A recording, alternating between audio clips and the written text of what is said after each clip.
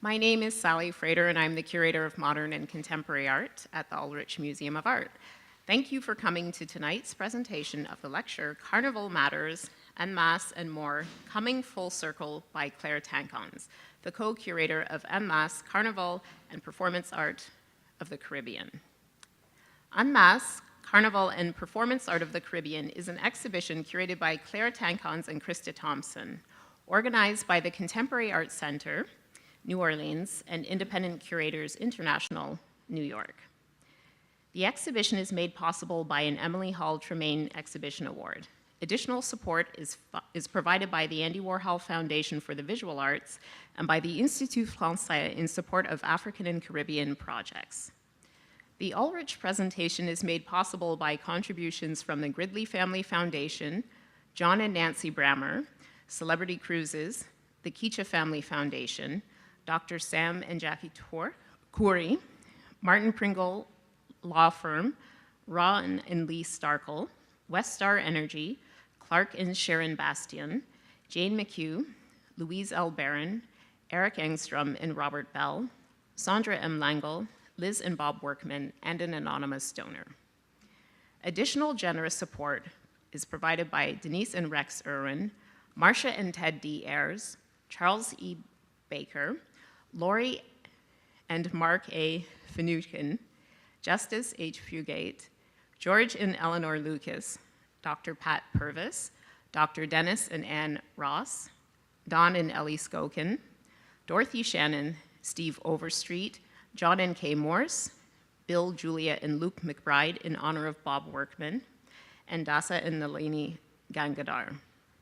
This program is made possible by the Art Matters Endowment, established by Charles E. Baker in memory of Jim V. Phillips.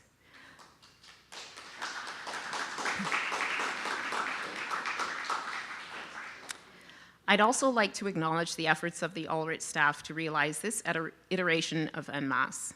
Director Bob Workman, preparator James Porter, PR and marketing manager Jennifer Lane, curator of education Jana Durfee, business manager Vanessa Smith, special events and membership manager Carolyn Koppel, and registrar Stephanie Teasley. I'd also like to acknowledge the assistance of Elena Feldman and Becky Naiman at Independent Curators International.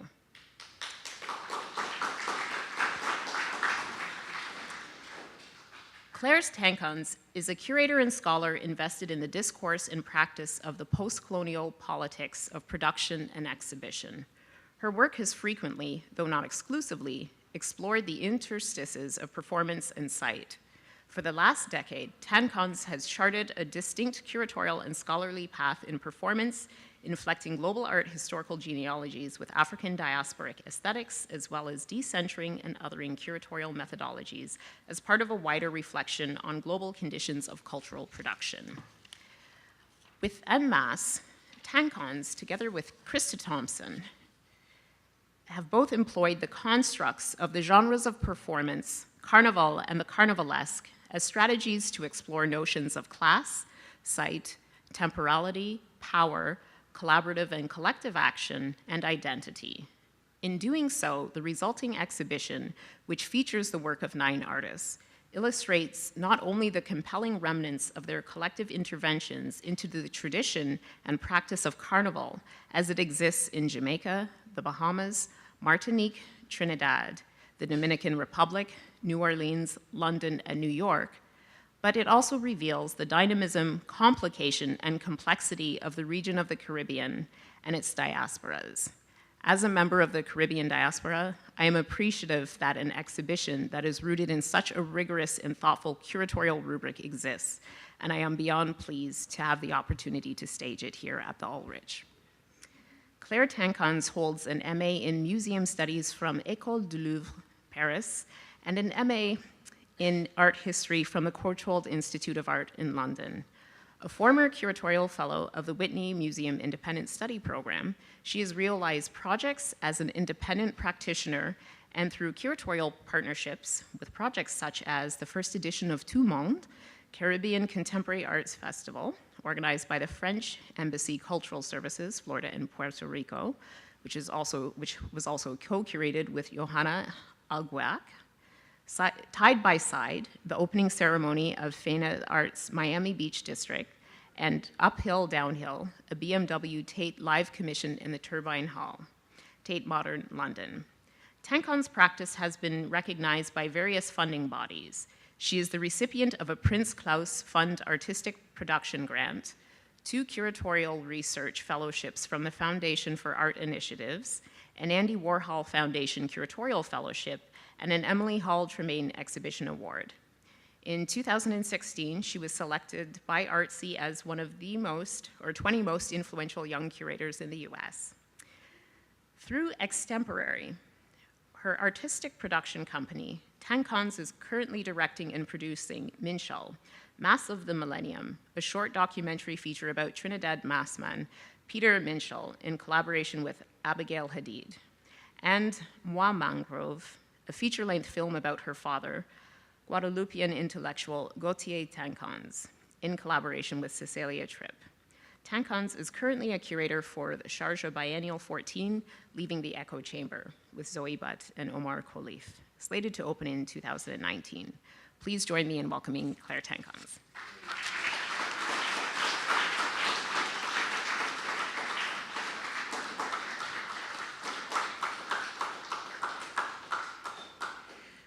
Well, thank you so much for being such a great audience already. Sally, thank you so much. You've done a great job at thanking all of those who have made the exhibition and this evening possible. So I will summarize, but I do very much want to thank the Ulrich Museum of Art at Wichita State University for staging en masse Carnival and Performance Art of the Caribbean, Director Bob Workman, of course you, Sally, as the curator, Jana, who's been with me all along, Vanessa Smith as well, James, the preparator and de facto designer of the exhibition, who have come to meet, and also the Ulrich Alliance Committee, who surprised me with a beautiful welcome package, which I much appreciated when I landed from New Orleans to Wichita yesterday evening. So thank you all for your care and advanced appreciation for the show that just opened here at the Ulrich.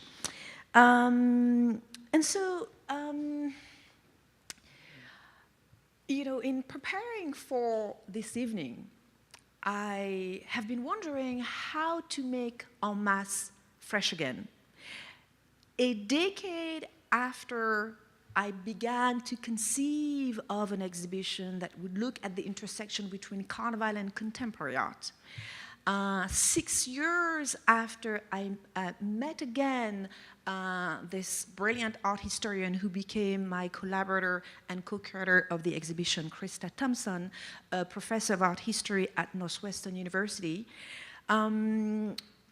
5 years since the 9 commissions rolled through the streets of many Caribbean cities in the Caribbean and the Caribbean diaspora, notably in London.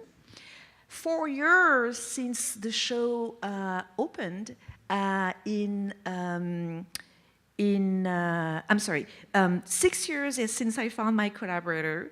5 years, actually, this is significant, since we won an Emily Hall Tremaine Exhibition Award to make the show possible, which was followed by a second Andy Warhol grant. 4 years, it's been 4 years since the performances took place. It was in 2014. And 3 years since the show opened in New Orleans at the Contemporary Art Center, where it all started, and where the show ended up being commissioned and produced. Not a small feat for what remains a rather small, by size and operating budget, if you will, institution, despite the greater reach that they have recently acquired, including by being one of the steady venues for Prospect New Orleans, the International Contemporary Art Biennial that was started by Dan Cameron, and which is the reason why I moved to New Orleans in the first place 10 years ago.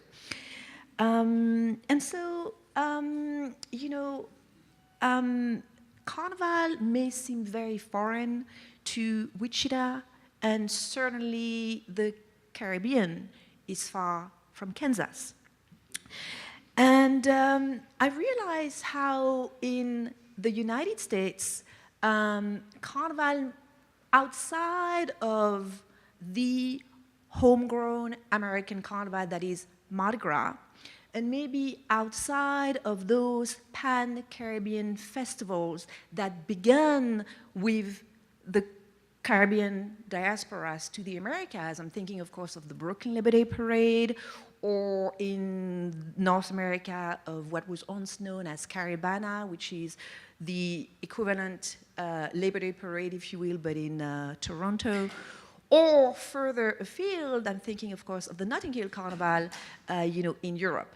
But so Carnival, again, in the US may seem a bit of an anomaly, except, when you go to New Orleans, the so-called northernmost Caribbean city, which is, of course, a geographical fallacy, but a cultural truth of sorts. Of course, New Orleans, as you know, is in the Gulf of Mexico, but culturally speaking, its Creole culture is very much reminiscent of the kinds of cultures that, occur, of the culture that occurs in the Caribbean. And so, as it is, and foreign a cultural phenomenon as it is in the United States, outside of these pockets of cultural specificity, if you will, Carnival, by and large, one finds to be a bit of an anomaly.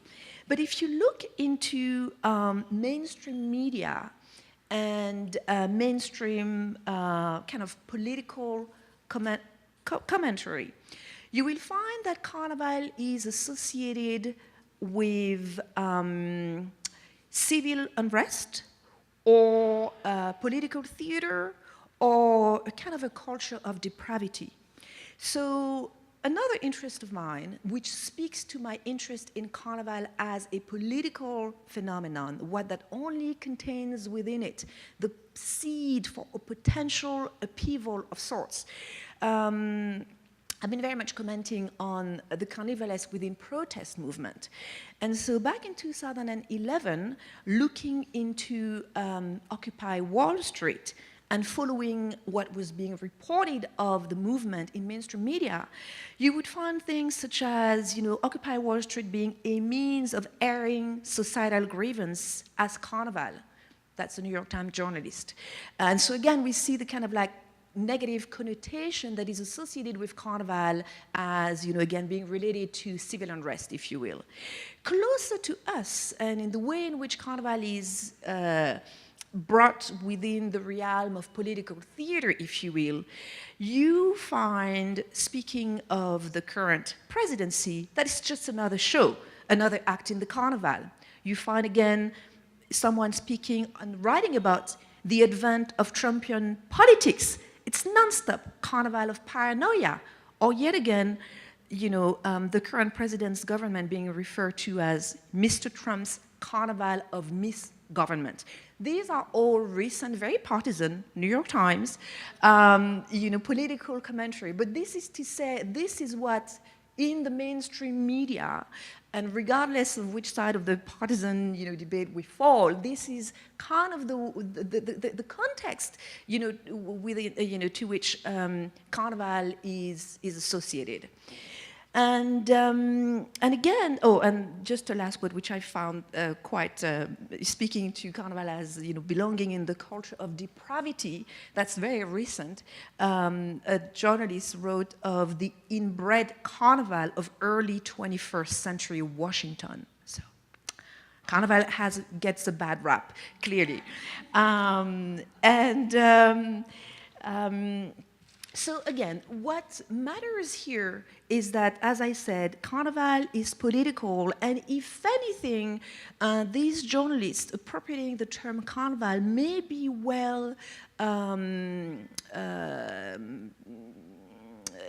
it may be suggested to them that they resort to the use of the term carnivalesque instead, which I think speaks more to what they seek to suggest in terms of a sense of, again, an inappropriatedness, if you will. And I think that, again, the notion of the carnivalesque would be better suited than simply, the word carnival. But for all intents and purposes, naming matters, and naming is also power. And so you will notice that much as the word carnival features in the subtitle of the exhibition, the title is En masse. And en masse is the combination of the notion of the masses, again, the way in which embedded within any mass movement, such as Carnival, is the potential for social unrest. And also the keyword of mass, M-A-S apostrophe, short for masquerade, which is the preferred term used throughout the Caribbean, certainly French and English speaking, to refer to this carnival phenomenon. So in much the same way that I would say that carnival certainly from a Caribbean perspective is misappropriated within a mainstream American discourse, likewise I have suggested that carnival is a misnomer. And why? Because in fact, and of course there's debates among carnival scholars. I am not in a dominant position as concerned the suggestion that carnival may be a misnomer. But again, if you think of the uses that people make of the term, and if you take into consideration that the practice was established by dominant colonial powers, then you begin to understand that what we came to know as carnival took place when it did in the pre-Lenten season in the former Catholic colonies of the French and the Spanish and the Portuguese, because this was the time when Europeans indulged in this revelry. And likewise, it occurred during Christmas time and around Boxing Day in the former Protestant colonies of the British, for instance. That's John Canoe. Again, there the term is not carnival, it's John Canoe. Again, the premium is on masking and masquerading. And the same could be said of another historic street masquerade, which is not carnival, but carnival-like, if you will, and that's crop over in Barbados. So, just wanted to reiterate this and how a carnival, in a way, as a term, but also as a practice, is a bit of a colonial handover that has been fully reappropriated and turned into a ritual, a festival, and as this exhibition argues, an art form. I wanted to, because this is also very much what the colloquium mass speaks about, I wanted to introduce you to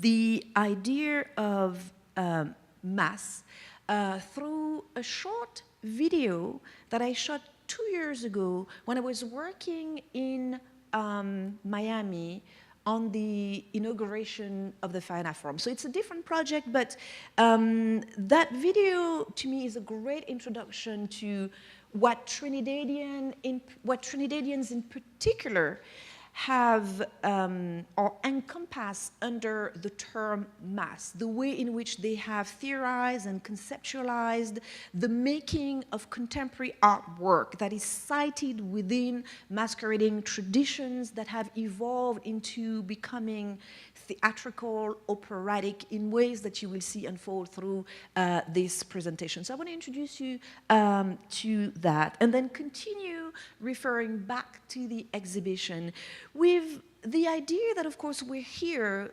between the works of Hugh Locke behind me and Nicolas Dimit-Estevez alongside and behind you, and so that you have seen and will get to see the exhibition. So as I am here, I want to show you some image and bodies in motion and give you a little more than what you're already getting to see.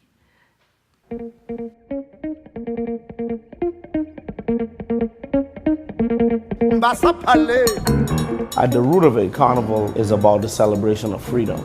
is specifically directly rooted to our celebration of emancipation. The street represents a free flow of energy. The place where people contended in order to say we belong and we own this space is the street. Carnival has always been an integral part of your experience of how you see here, you know, whether you are participating or looking, it's part of what I think defines Trinidadians in a lot of ways.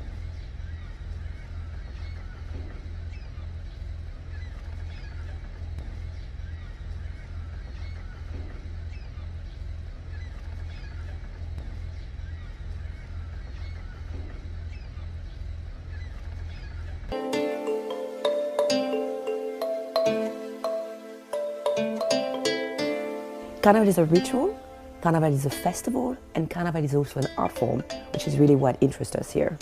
Because, you know, as a contemporary art curator and the artistic director of the opening ceremony of the Faena Forum in Miami Beach, the Trinidad Carnival has been at the core of my work in that genre. And I really want to share with you the experience of Carnival in all its multifaceted dimensions.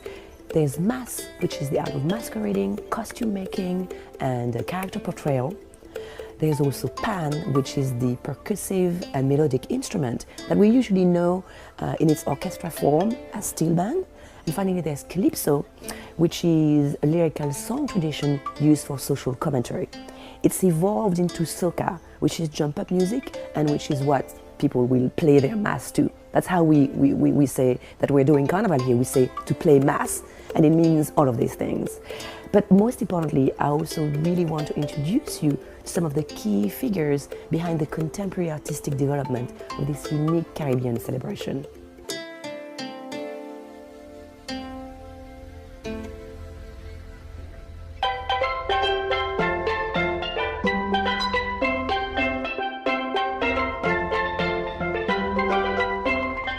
My name is Tate Charles. I'm a trumpet player, percussionist. The core of Carnival is about community. It's about people coming together to celebrate and express.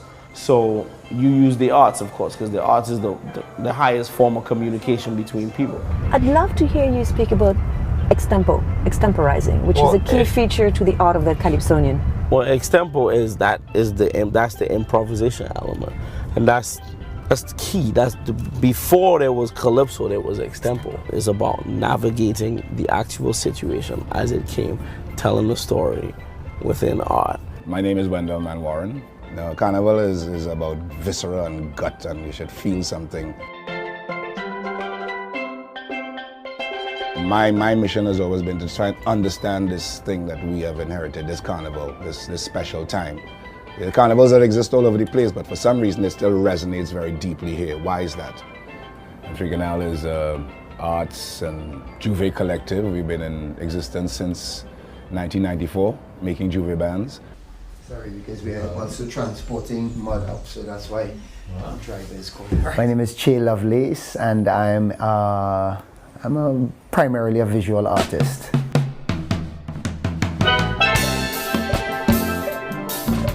It's Juve minus how many hours? We're Juve minus... Like 8 or 10 hours, 8 or maybe. 10 hours, yeah. It's coming up. Do you think that people remember that Juve means daybreak?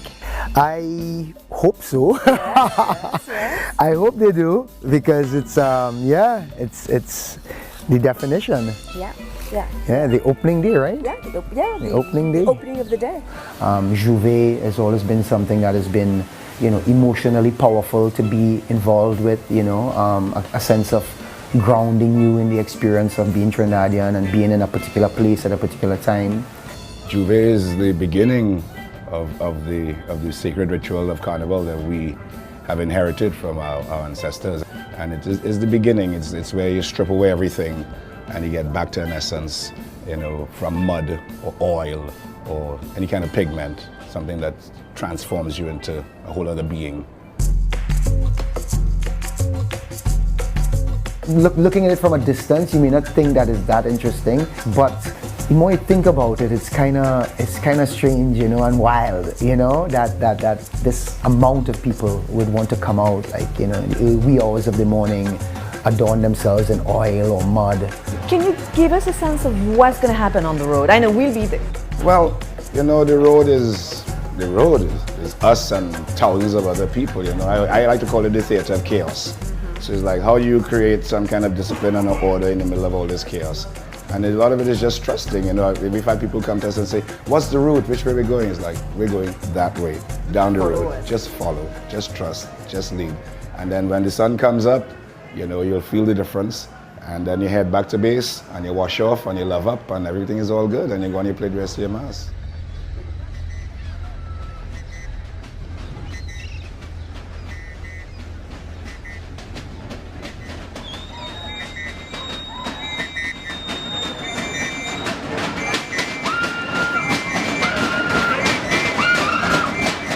They portray the artistry of imagining what actual hell could have been like.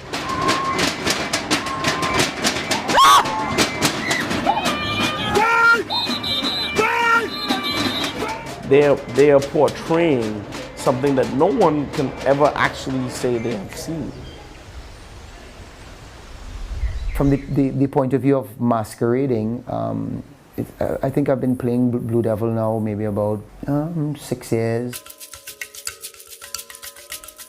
So, Che, this is one of the paintings you're working on right now? As you know, Blue Devils are quite an intense character with lots of wild movements and noises, but, you know, strangely charming in a way, you know? The choice of the type of blue, for me, you know, in this kind of area feels like that blue color that we use on our skins for Blue Devil. You know, the movement, like I said, came from an actual movement that I would have made. Yeah, who I am. I don't know who I am, so. Yeah.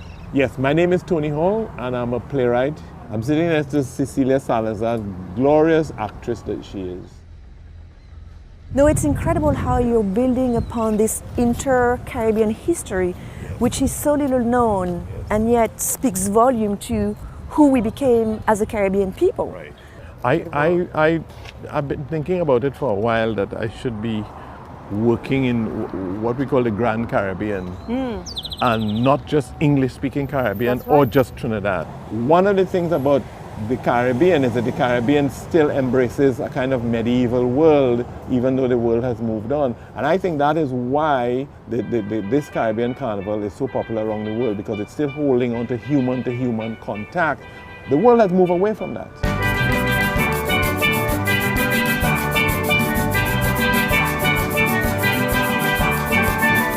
Caribbean can show the world something about being human in that way. And I think that's the reggae is one thing, the Rasta thing and reggae, but also the carnival, the diasporic carnival.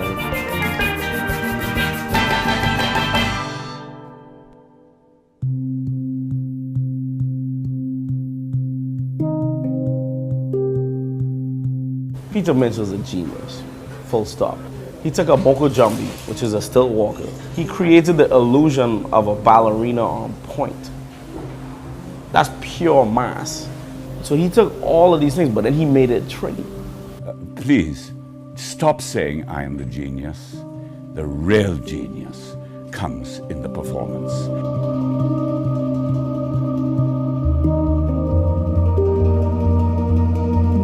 The swan crosses so many barriers. It crosses male-female barriers. It crosses black-white barriers. He is the only male dancer ever of his time to have gone on point. Nobody else on the planet would ever have thought to put ballet shoes on a moko jumbi. It had to be somebody from the Caribbean. I tell you, the gods are in charge.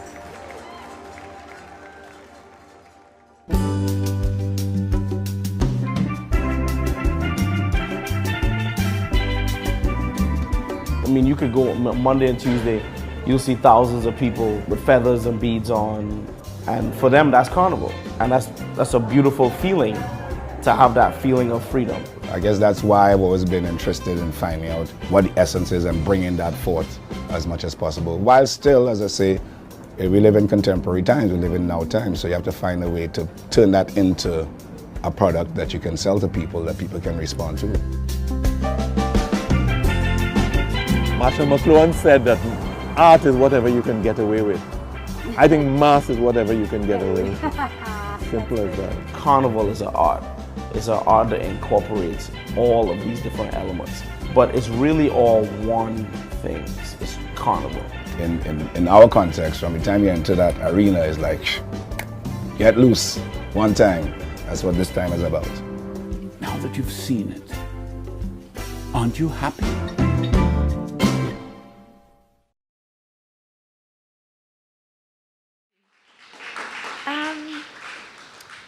I find it useful to introduce you to Carnival in the context of the Caribbean, in the context of Trinidad specifically. I did not produce this video that I can be very critical of in many ways, but for all intents and purposes, it just begins to show you how distinct the works that you see in the galleries are, and how nothing quite like it takes place within the context of Carnival itself. For indeed, what we see here in en masse are the works of seasoned contemporary artists who use Carnival as a medium from which to discuss as many societal issues that can be in other media. So what's been interesting to my colleague Krista and I is to go through the checklist of all the buzzwords in the art world, such as community outreach, socially engaged, people-led, etc., etc. Well, Carnival does all of these things without putting these words to it.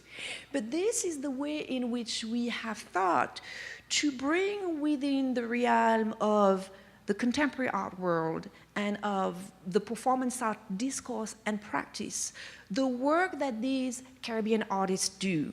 The artists who you saw featured in the documentary, as it so happens, you didn't really get to see or hear their works, to the exception of the older gentleman, Peter Minshall, whose work I will show more of in another short video that I did produce, this one. The discourse is a little bit more controlled. But it's, again, it's important for you to know what the work emerged out of, and for you to be able to relate so many of the features that you see in the video through an uncritical eye, but that are being problematized, within the works on view.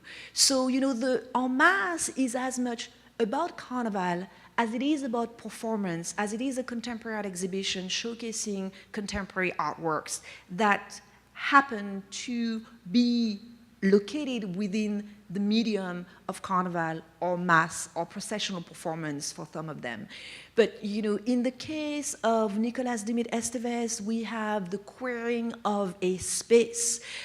Some of it you could see happening in the actual Carnival with all the cross-dressing and transgendering that you could see in some of the devil characters, for instance. You can, with the work of Hugh Locke behind me, reflect upon police surveillance as you can in the work of Marlon Griffiths. As it so happens, here I am just refreshing your memory with a slideshow of some of the key works in the exhibition. Here it's the work of Colleen Smith. This is the work of Hugh Locke, which I also want to show you in motion in this short feature in the Turban Hall.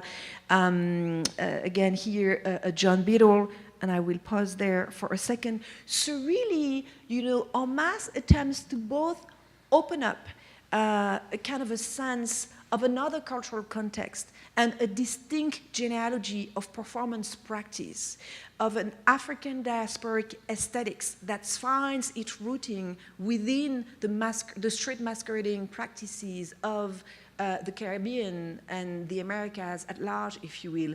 In a way, en masse follows in the same trend as works of curators like Valérie Cassel-Olivier with radical presence, black performance in contemporary art, who saw to it to indicate that more so than the European avant-garde of the last century, which are usually held as the birthplace of what has come to be known as performance art, that there were other genealogies of performance practices in other cultural contexts, be it the one of African Americans, or in the case of the work that my colleague Krista Thompson and myself did, in the work of artists from the Caribbean, which is of course not to say that they do not have at their disposal the same toolbox as any other contemporary artists would have, but that they also have been looking back at some of the cultural traditions that are de facto performative, that in fact have come to define performance. If you think that the European avant-garde, and I speak of the futurists, I speak of the Dadaists, I speak of the Cubists,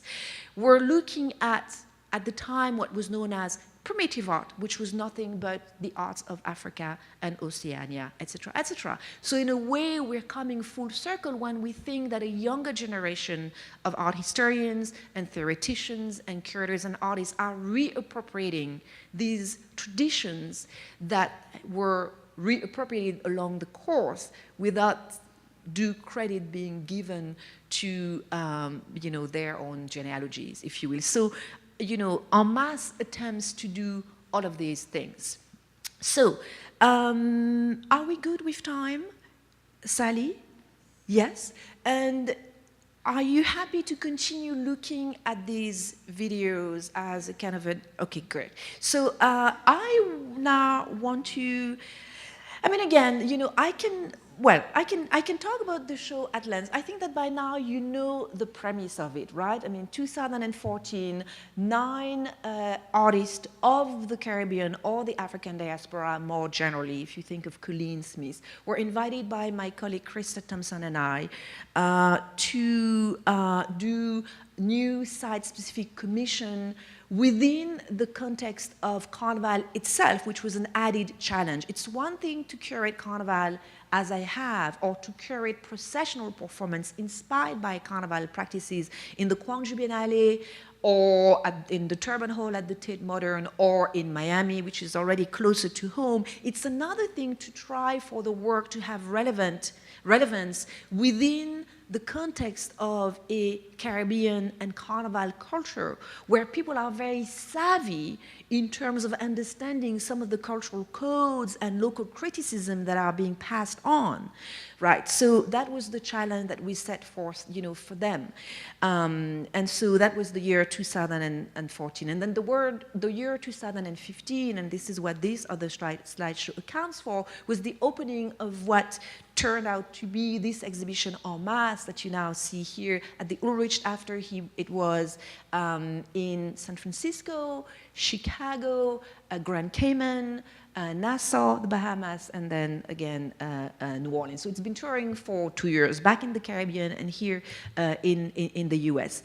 And so here at the Contemporary Art Center, I worked with Gia Wolf, who is an architect, working also as an exhibition designer, one who is looking at the Brazilian Carnival tradition, the Rio Carnival in particular, as a form of temporary urbanism. If you think of Rio-style Carnival floats as, monumental in scale, but if you also think of the communities around the Carnival as, again, kind of displaced, communities as they come down from the favelas into the center of town and literally seized the city, if you will. So in any case, just to say that Carnival is actually so important a cultural phenomenon that even architects are looking at it as a model of temporary urbanism. So in any case, Gia Wolf, I'm speaking of her because she designed the exhibition at the Contemporary Art Center, which, as you can see, was plunged in darkness, but most importantly was organized much as Carnival is, in a kind of a cyclical fashion, if you will. So you would go around and kind of come full circles. The works were at the center of the gallery space, and there was a kind of a perimeter around it to walk. So this is the way in which en masse was installed. But I want to show you again some of the performances in motion, and in this case, the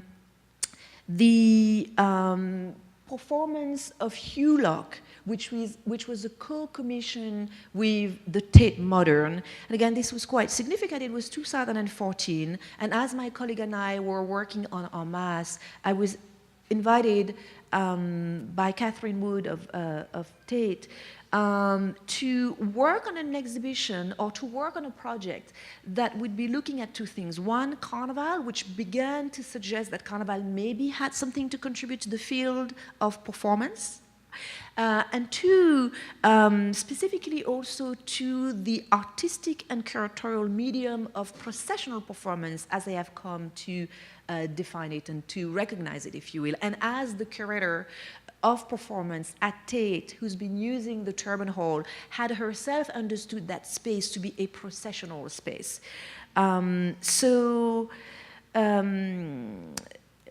I want to show you that. And also, as we do this, you will see the work of another artist from En Masse, but it was not his En Masse project, and that's the work of Marlon Griffiths, so a different piece. And there again, Gia Wolf was responsible for some of the performance design. So.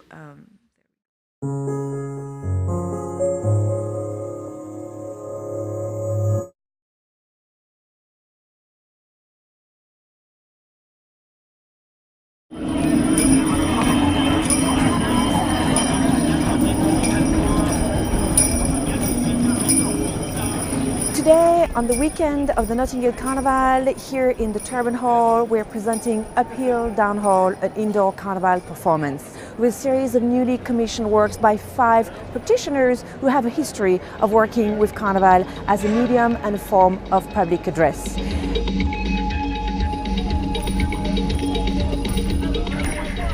We begin with Gia Wolf's Canopy, which takes us through the lens of the Turban Hall, really emphasizing its processional nature.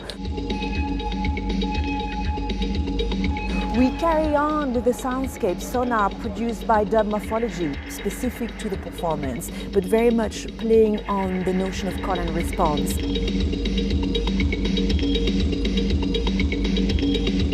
Marlon Griffith's Snow Black in the Union Jack is composed of 60 masqueraders who are swarming the space in a bird-like formation.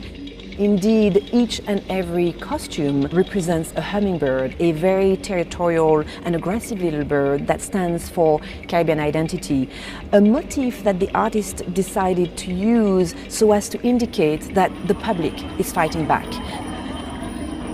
No Black in the Union Jack draws a lot of inspiration from my experience participating in Notting Hill Carnival here, but as well, most recently, the 2011 riots here that was started by the shooting of Mark Duggan, and really touching on the way people of not necessarily color, but people disenfranchised communities in London are treated.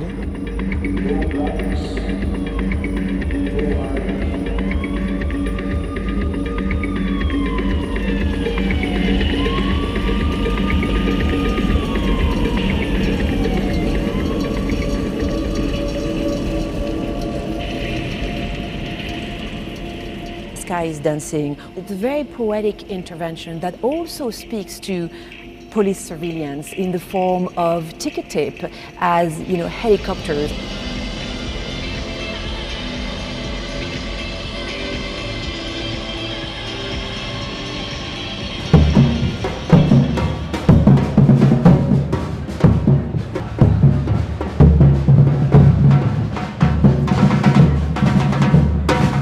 Hulock is a well-known London-based British artist of Caribbean descent who has been very attentive to Carnival both in Guyana and in Notting Hill.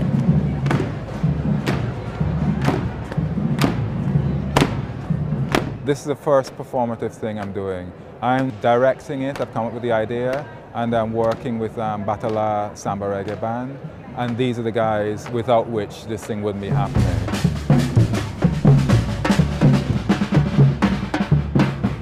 Give and take.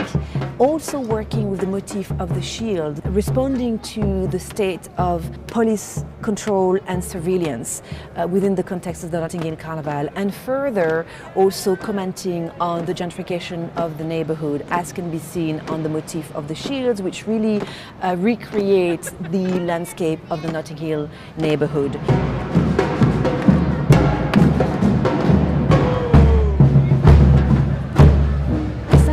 Uphill Downhill really asks the question of who owns the street, but also who owns public space in general. Public space outside, in the streets of course, but also within a museum context, such as the Tate Modern with the Turbine Hall.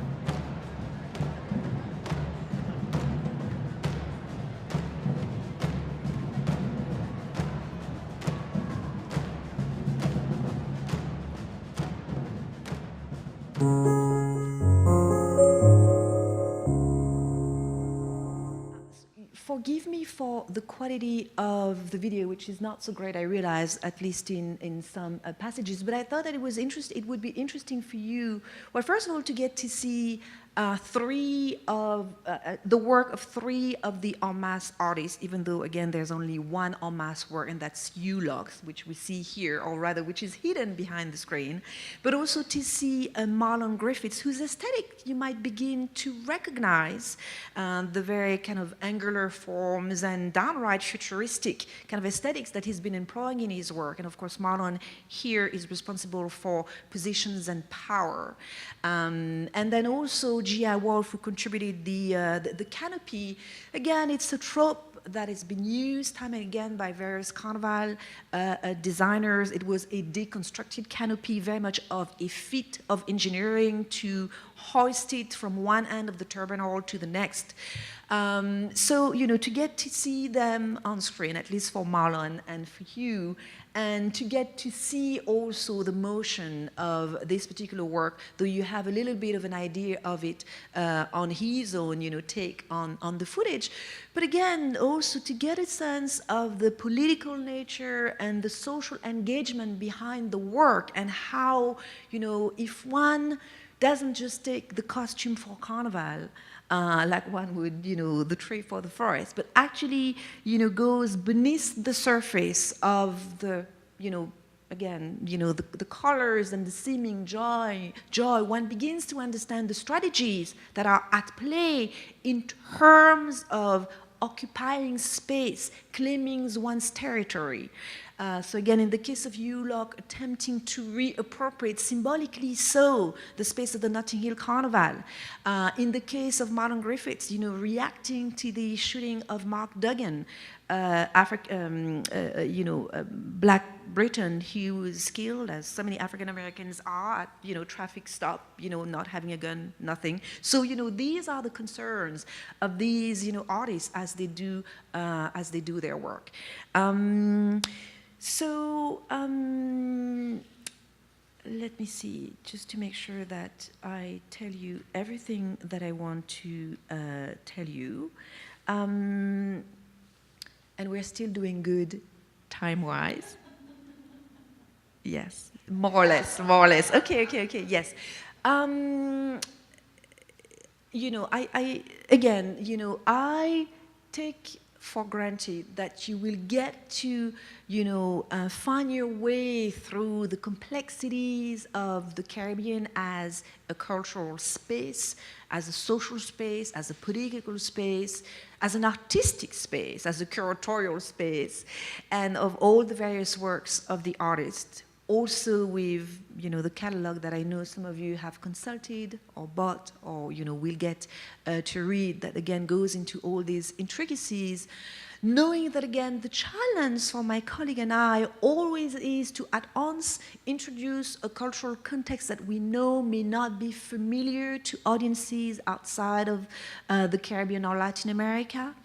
But at the same time, not diminish in any way the contemporary nature and the potency and the relevance of, you know, the works of these artists that, you know, again, a younger generation of art historians and curators such as Krista and myself are providing a platform and visibility for. So, having said that, and to speak of one of the aspects of en masse in its exhibition form is precisely, you know, the afterlife of performance. You know, the way in which, much as the performances that took place in 2014 across the Caribbean and its diasporas, if you think of the Notting Hill Carnival, most as, you know, they have passed and are irremediably of the past. Carnival, on the other hand, cyclical as it is, seasonal is ever occurring. So if you missed Carnival this year, well, you can get to it next year. And that is, at the end of the day, what really sustains and keep vibrant these various, again, ritual, festival, cultural, and artistic traditions, and the way in which they are a ready source for newly emancipated artists, by which I mean artists of a younger generation who may no longer bear so many of the stereotypes associated with the colored body, to actually venture into performance in ways that they might not have done 20 years ago.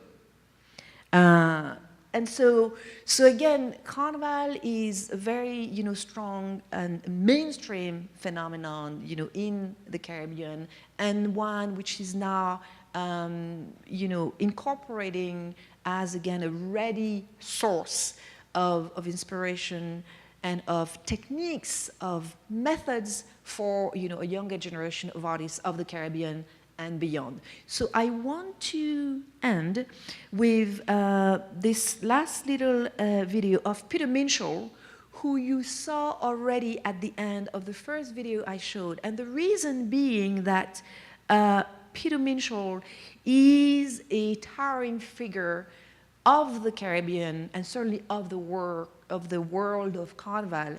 He's someone who, at the apex of his career in the early 80s, designed the opening ceremonies, as I mentioned earlier, of the Barcelona Olympic Games. So that was for the quincentennial of the so-called discovery of the Americas, but also of Salt Lake City and Atlanta. So you were talking of, you know, someone with a worldwide reputation, but who, by dint of where he practiced and exercised, meaning the Caribbean, the small twin island nation of Trinidad and Tobago, the city of Port of Spain, may not have necessarily gotten the, you know, worldwide recognition art-wise that practitioners cited in one of the former metropolitan center. I'm saying former because some of us really are thinking, or have been for a long time, about formering the West, and therefore, you know, we think of the West a bit in terms of the past, right? I mean, in terms of, you know, where the centers of, you know, current global art practices may take place. So, in any case, Peter Minshall is a very important figure. He's also a Trinidadian. He's very much behind the theorization around the term mass. And he is, for all of the artists in the show, very much of a figurehead.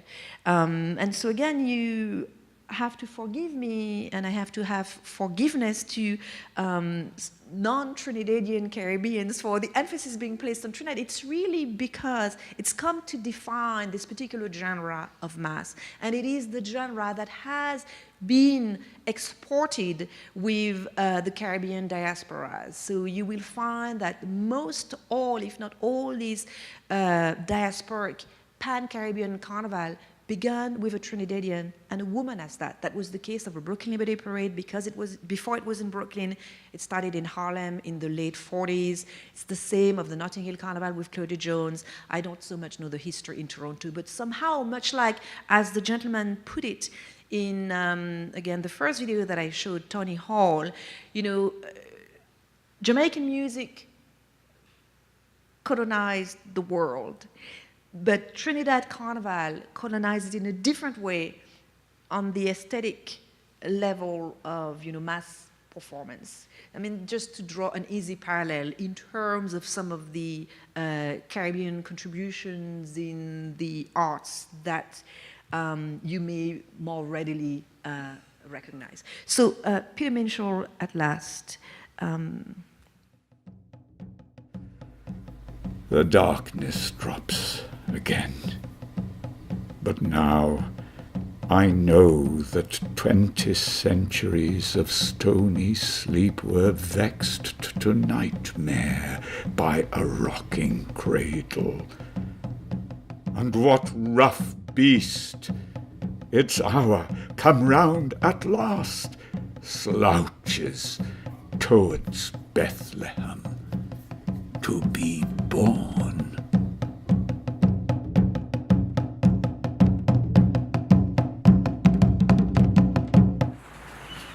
Mankind vaporized, gone, extinctualized by his own hand.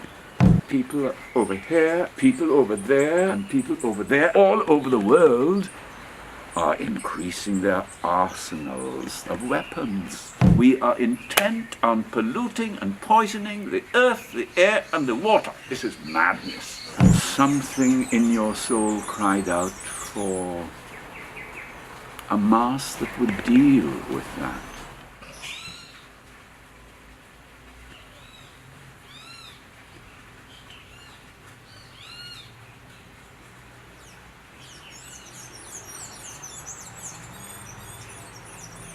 And I took the fancy sailor and the midnight robber and put them together as a spectre of the future, as a post-nuclear event that returns in time and parades along the street so that we might see what we are going to become.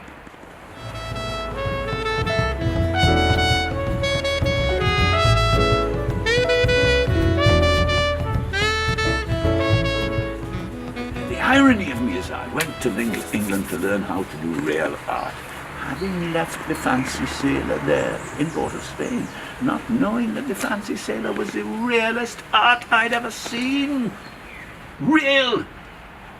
More real than Picasso, more real than Rembrandt, in that it was so unconsidered. The least considered art is the most real art. It is the most truthful.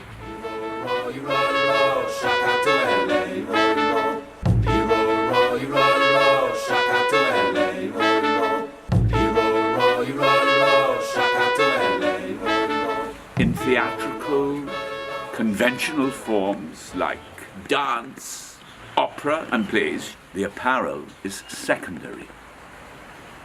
However, on the island of Trinidad, when you play the mass, what you wear is primary. What you wear is the work of art. Listen to the verb. You play the mass.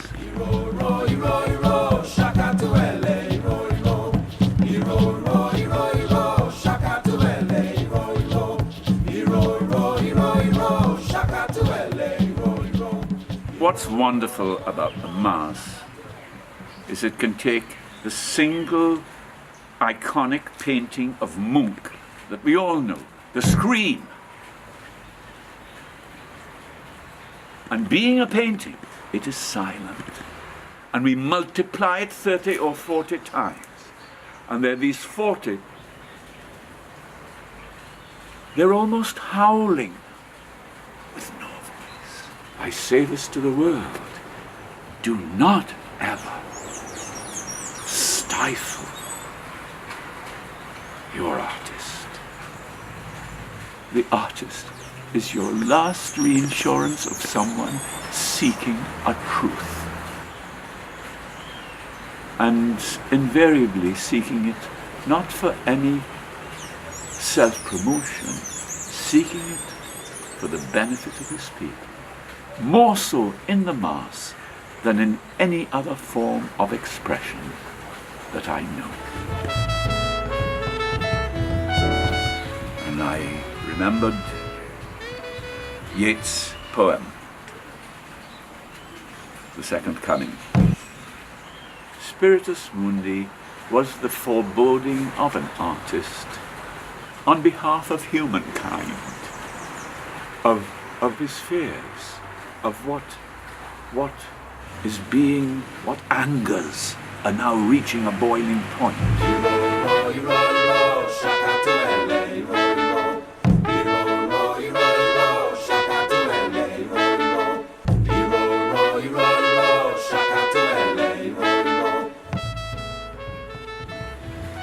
I don't design costumes. I try to find ways and means through human apparel of expressing human energy, both spiritual and physical.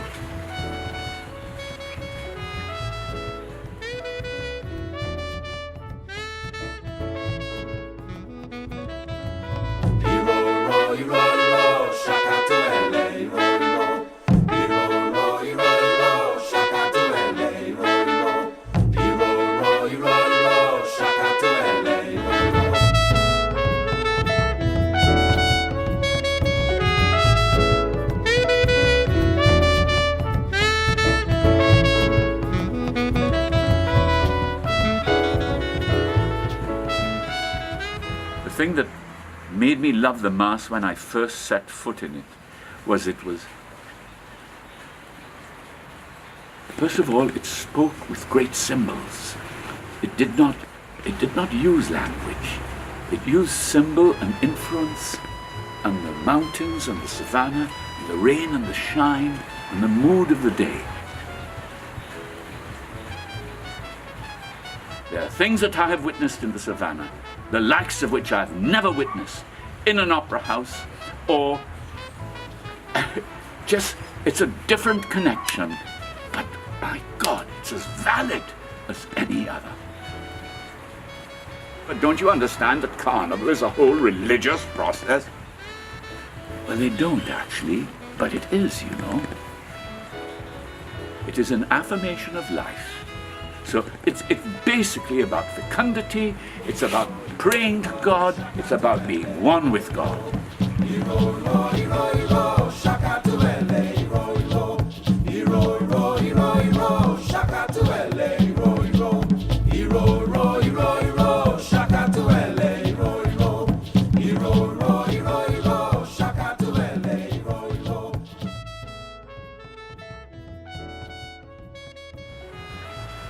Is only from here could come a ballet that was made over 100 years ago by one of the most famous ballerinas, Miss Pavlova, with music by one of the famous musicians of the time, César.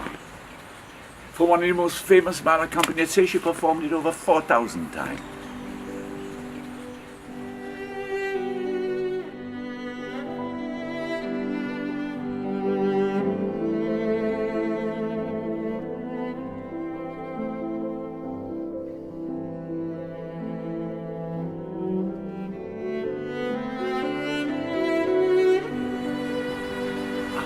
Years later, it makes its way to a little Caribbean island, and the ballet gets put on the foot of a Moko Jambi.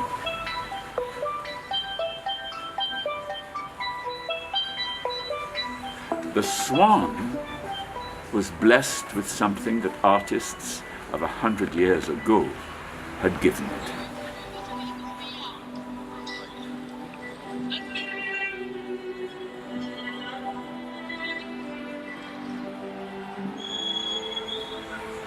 Swan had a music.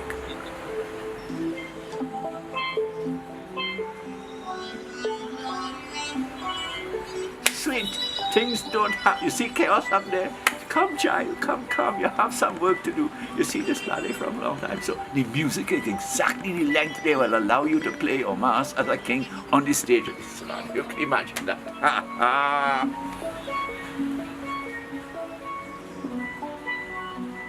The Swan crosses so many barriers.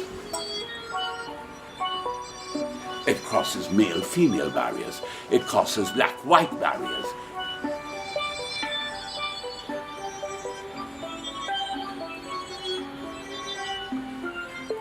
picture, is the only male dancer of his time to have gone on point. A black man in steps on point and called it Rasnajinsky in drag as Pavlova. I cannot believe it. I tell you, the gods are in charge. And the audience got it. They got it. The audience got it. This one is the king of Carnival.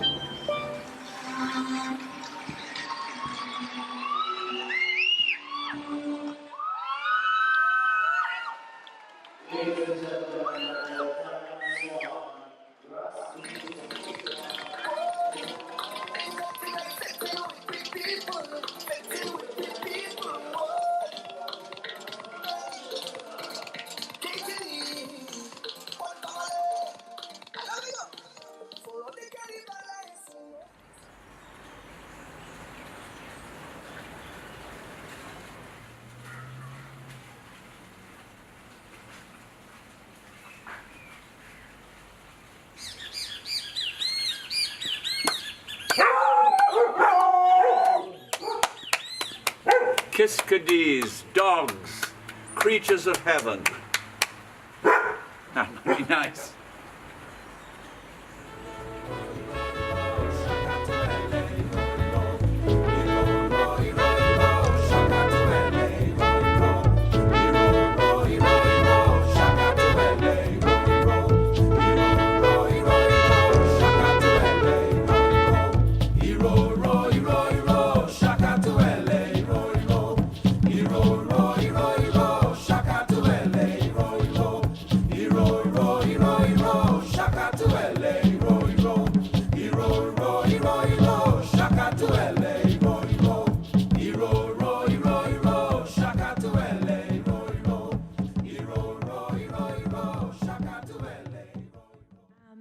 Yes, thank you. So this was shot, well, you saw some of the footage from Rasnajinsky in drag as Pavlova. That was 2016. And the footage of Spiritus Mundi was from 2017. And it's fitting to end with the figure of Peter Minshall. I find that we have come full circle because Peter Minshall is one among the few who continues to do critical works of art within the context of the Trinidad Carnival itself. So what you saw is what happens when Peter Minshall brings on a band, which he stopped doing for the last 10 years. Dejected though it was at the state of Carnival, which as you see is otherwise a sea of made in China bikini and beads with glued on feathers, right? And so he's recently, in his early 70s, gone back and he began with a single Carnival costume, which is this Rasnajinsky. And then last year did a larger band, and the year before also did a smaller band. So he's back on track. And again, you know, Marlon Griffiths, who is trained as a mass man, apprenticed under him, Hugh Locke has been looking at his work. You will find that, I mean, John Biddle also would have been aware of his work. He is one of the figure of reference in the art history of the artists of en masse, in the artistic genealogy of the artists of en masse. And so, you know, this video that I produced with a photographer, well-known and a filmmaker, Abigail Hadid, to whom we owe the stills, which it was Peter Minshall's decision that we feature the stills, the photographic stills, and not solely, you know, image in motion, some of which was also archival footage, as you would have understood, particularly to foreground the theme of the nuclear threat, which again he had tackled for the 40th anniversary of the bombing of Hiroshima, had taken his mass to the mall, etc., etc. And then a theme to which he went back in 2016. And you can see, you know, he keeps on trying to claim to the world, look at us, look at what comes from our small island. And now, you know, I don't think that we need to think of the Caribbean as small islands anymore. I hope not after en masse, when we see the cultural breadth that the Caribbean, I mean, through literature, of course, through politics, and very much through the arts, I mean, across, you know, the performing arts, the visual arts, etc., etc. And so again, I wanted, rather than simply tell you what you already know or will come to learn until the beginning of August with en masse on view, I wanted to give you more by way of cultural context, but also artistic and curatorial appreciation for how en masse came to do and how it stems of myself, my colleague, and of course the artist engagement with the set of cultural practices that for all intents and purposes we know as Carnival. Thank you so much.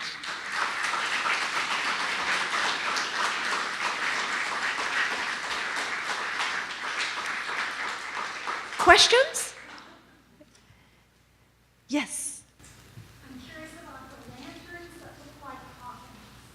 Oh, yes. Oh, so that's the work of Ebony Patterson, who you may know. She's quite well known. She shows a lot.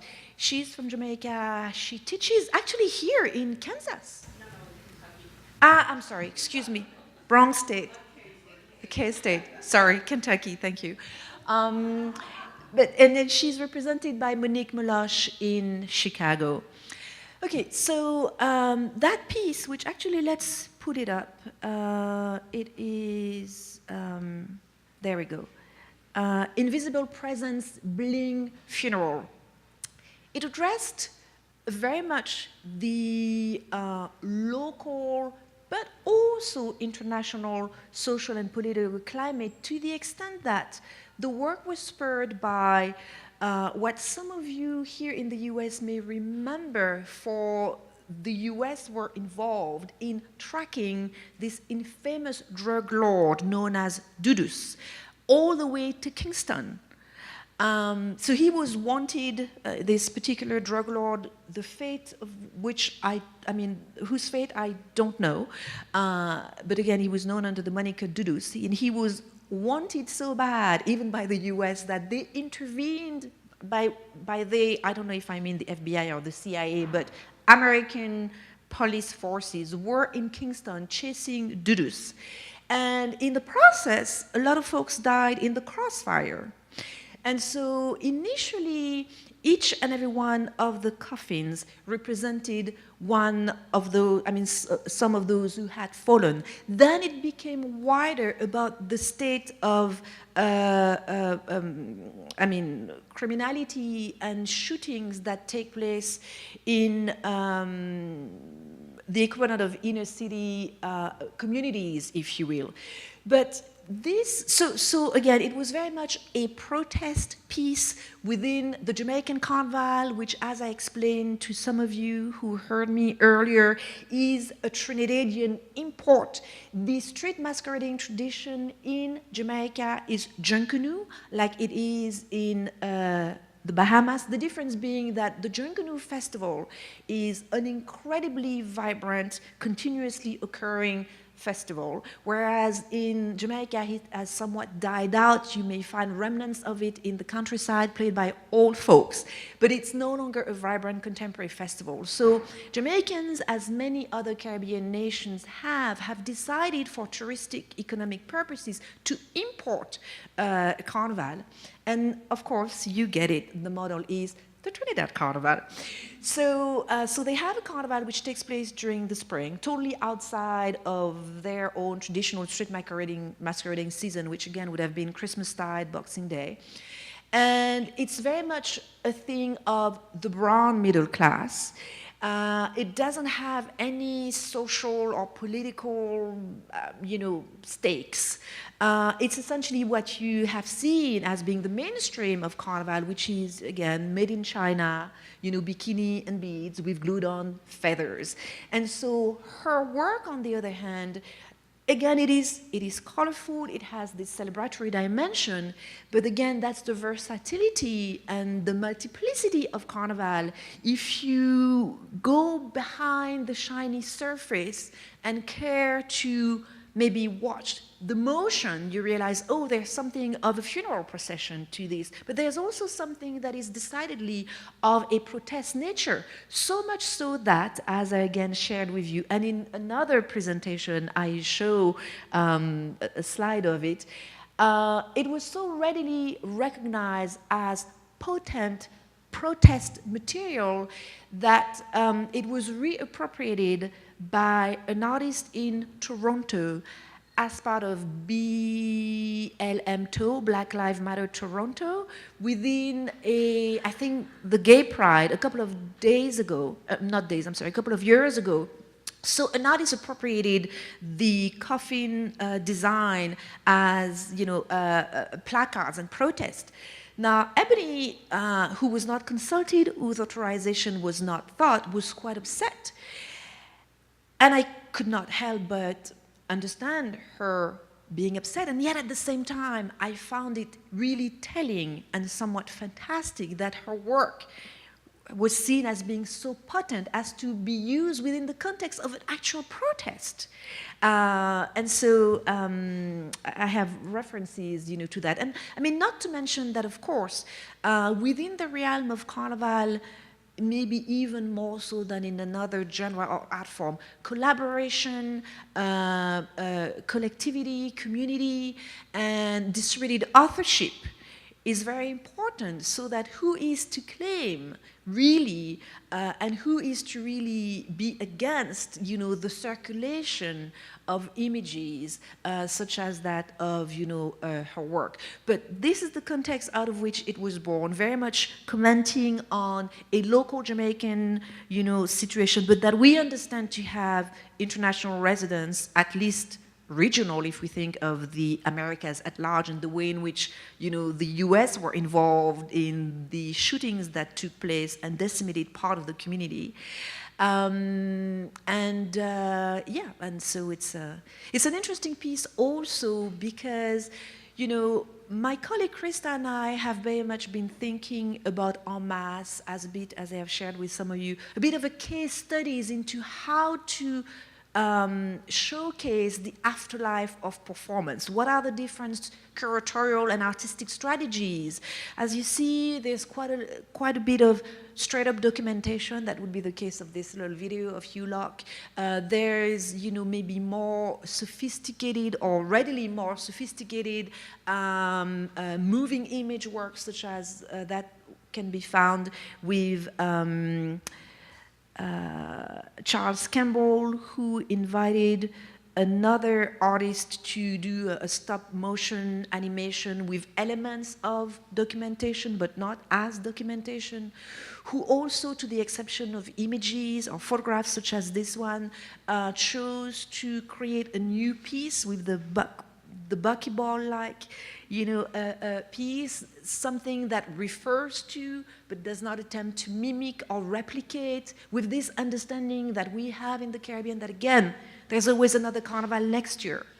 And so that, there is a material culture that increasingly is preserved and the value of which is recognized, but the temporality of the form and its reoccurrence, its longevity within practice rather than matter and materials, matters, if you will. And so again, it accounts for the different strategies that the artists use. Marlon Griffiths is another great example in the way in which his presentation combines and of course, I'm sorry, to finish answering your question, the coffins are missing. They were too heavy and expensive to ship and insured.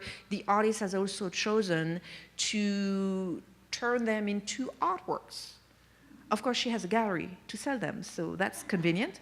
Hugh Locke, on the other hand, he likewise has a gallery. He could sell things, but he's taken the decision that after the show is over, so comes August, the works will be destroyed, but for one artist copy of the shield and the mask that he's keeping for himself. And in doing so, he is keeping with the tradition to actually destroy these costumes, which are meant to be built and made. Again, it would have been the case of John Canoe costume. It would have been the case of Mardi Gras Indian suits in New Orleans. Now they have acquired value. But again, there are pros and cons in terms of the preservation of the culture. My take is that the way to preserve these cultural traditions is to support their makers, more so than to place an emphasis on the object, which is a medium for the performance, which is the real thing. The object isn't. But then again, we live in a capitalist society, and that's another story. But I wanted to get to Marlon Griffiths. Yeah, sorry. Because again, there you have straight up documentation of the performance as it occurred in the streets of Port of Spain during Last Lap, which is, you know, Carnival is over, but there's a few stragglers who still want a piece of it, so they can still be found kind of jumping up in the street, but really it's over. And it's going to be cleaned up for, you know, Ash Wednesday, and everybody's going to go to church, and, you know, there's really... But so there's straight up, you know, documentation. There are photographs which are documentary, but they were done by a very good and well-known Caribbean photographer, Jamaican Marlon James is his name. Well, you can see the photographs in the background. And then there's, you know, a sample of some of the, you know, costumes that were worn, and there's also a scaled-down replica of the tower. The original tower, you know, was destroyed, not intentionally, but in the process of being wheeled through the streets of Port of Spain and bearing the weight of the overseer and the watchdog, who decided early on that he was not going to go on all fours for the span of the performance. So he kind of stepped out of character. But so again, you see different strategies, different modes of accounting for the afterlife of performance.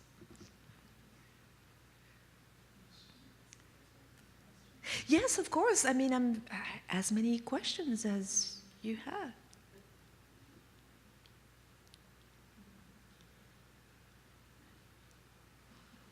Questions about the works or about some of the extra material that I shared, which readily loops right back into our interest. But yes? This is very interesting as an art historian, because it's kind of an update on the work of Peter Feldman and John Nunley and Caribbean Festival Arts. Yes. Many, many years ago. Yes. And those costumes, as far as I know, are historic in St. Louis Museum of Art. And somebody maybe might want to get them out. Well, you know, it's interesting, and thank you for bringing the work of Judith Bettelheim and John Nunley. They authored this book and they curated that exhibition, Caribbean Festival Arts, yes, which Kobina Mercer in the catalog refers back to the work on the cover.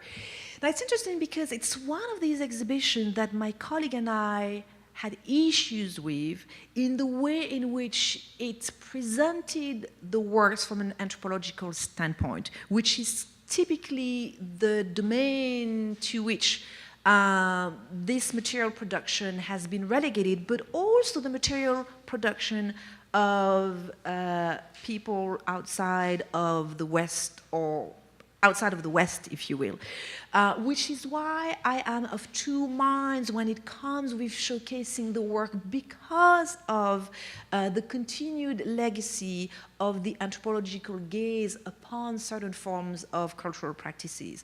So it's, of course, it's a landmark exhibition that produced tremendous scholarship, but yet you very much had a gallery of costumes. And again, it is misleading because the costume is not it. As they, more than anyone else would know, John Nunley and Judith Bettelheim, it really is the medium through which one gets to, as the treatise would say, play their mass. As, you know, the Indians in New Orleans would have it, you know, they would, you know, really get in character and channel the spirit. I mean, for those who are really in the tradition, in all its ritualistic dimension. But then again, and it's always nice to hear, you know, the artists speak. I think that nobody spoke of mass better than one of the main speakers in the first piece that I showed, the musician Etienne Charles, who, by the way, is the one who scored the last documentary. He speaks of Peter Minshall as a genius. He's a brilliant exponent of what mass is. And of course, the master himself, Peter Minshall, who, as I said, was instrumental in defining mass as a genre. He recently asked me, oh, Claire, please drop the comma. You know, mass, M-A-S, is a thing of its own. It's no longer a short for masquerade. We've kept the comma for, you know, our mass, but he was recently asked me to please drop it. It is, you know, it is a genre of its own, and I think that the work he does, and if you look back down the memory lane, if you look at the timeline in the catalog, you will see some of his larger scale international production, and it is outstanding. It borrows from the language of the visual arts. I mean, he mentioned, you know, Edward Munch as, you know, the reference for, you know, Spiritus Mundi. He demonstrated it. He's very theatrical. He studied theater. It borrows from theater. It borrows from, you know, opera. You know, so, you know, this is mass at its, you know, highest form. Yeah, sorry. What do you think of the work of Nick Cave and sound suits? Yes, well, you spoke, I mean, you know, the key word, suits. It's straight up Mardi Gras Indian suiting tradition. And as you know, and it's quite significant, the first sound suit, and there is a reference image of it in, you know, our Carnival timeline. The first sound suit was made out of what is the word? Wigs, twigs. Thank you, not wigs. Twigs.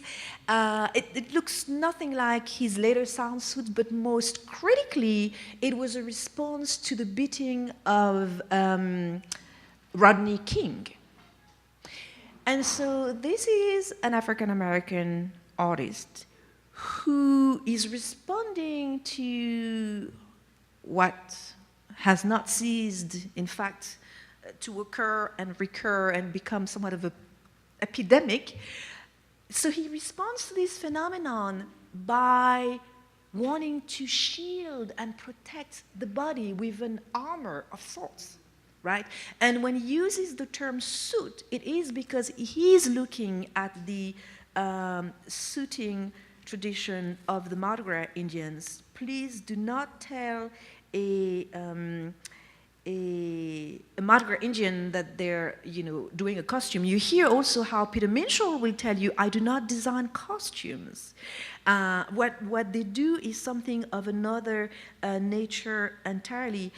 Since we're mentioning suiting, I just want to show, that's a Mardi Gras Indian suit. And so, yes, so what do I think of the work of Nick Cave? I think that, again, at its inception, it was very much a socially engaged, politically relevant response to a societal moment. You will find that there is a younger generation. I'm thinking of the artist, Guadeloupean artist Kenny Duncan, who continues. I mean, why do young, you know, black men, you know, create so many suits and shields, and, you know, what does it begin to suggest about their sense of being in the world, right? So in any case, so, you know, so to me, it, you know, brings us again full circle in terms of understanding how these traditions have been able to provide tools and responses that are readily to be read within the realm of the political. But now, what do I think of the work of Nick Cave now?